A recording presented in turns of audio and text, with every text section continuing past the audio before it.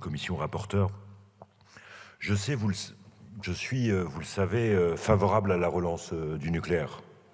Pas par idéologie et certainement pas par amour. Je le suis parce que je veux préserver le climat. Je suis favorable à la relance de la filière nucléaire parce que nous avons besoin pour notre pays d'une énergie sûre, pilotable, décarbonée et qui garantisse notre souveraineté énergétique et notre souveraineté industrielle. Je suis favorable à la relance du nucléaire parce que justement j'ai confiance dans notre sûreté nucléaire et dans les personnels qui réalisent un travail exceptionnel. Je suis favorable à la relance du nucléaire parce que j'ai confiance dans le système dual de sûreté qui, depuis plus de 40 ans, permet à la France d'être le pays le plus nucléarisé du monde sans risquer d'incident. Je suis pro-nucléaire parce que j'ai confiance dans l'ASN et dans l'IRSN. Notre pays a construit, du plan Messmer à aujourd'hui, un modèle unique qui s'est inspiré des catastrophes du passé et du présent, avec un haut niveau d'exigence pour traiter les retours d'expérience. Un modèle qui, dès son origine, a travaillé à maintenir une séparation étanche entre l'expertise et la décision, afin de préserver deux entités, au moins, non pas par goût du doublon ou pour la dépense budgétaire, mais bien parce que démontrer la sûreté, c'est confronter des doutes.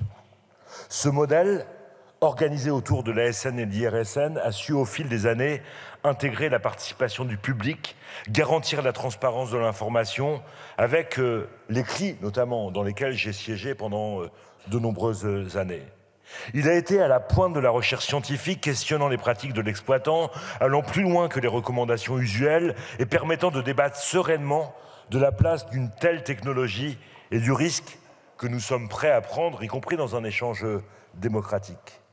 Ce modèle, nous l'avons dit, on nous l'envie, on le salue, puisque personne, aucune institution internationale comme française, ni la Cour des comptes, ni les comités les plus spécialisés n'ont remis en cause son existence ou son efficacité.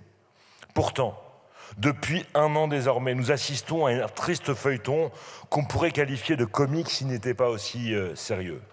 Nous discutons d'un projet de réforme sans motif ni justification, décidé par le fait du prince, dans le silence du Conseil de politique nucléaire. Un projet de réforme modèle géant que ni le rapporteur, ni le ministre, que je ne souhaite d'ailleurs pas blâmer à l'occasion, ne savent au fond justifier. À la question pourquoi s'ensuit le silence d'éléments de langage peu convaincus et peu convaincants. Lorsque le projet de réforme est venu par amendement, pas même une étude d'impact pour l'accompagner, nous l'avons refusé. Et aujourd'hui encore, alors que le rapport qui a présidé à cette réforme reste secret, opaque, nous devrions l'accepter. On nous demande de voter à l'aveugle, de signer un chèque en blanc, de voter une réforme contestée par tous, des anciens présidents de l'OPEPS, aux organisations syndicales des deux institutions, en passant même par des associations de consommateurs. De voter une réforme et de céder au chantage à la relance du nucléaire. De voter pour aller plus vite, pour être plus efficace. Chez vous, les libéraux, amoureux de l'agilité disruptive, cela ressemble à une histoire d'obsession pathologique. Casser ce qui marche pour aller plus vite, pour uniformiser.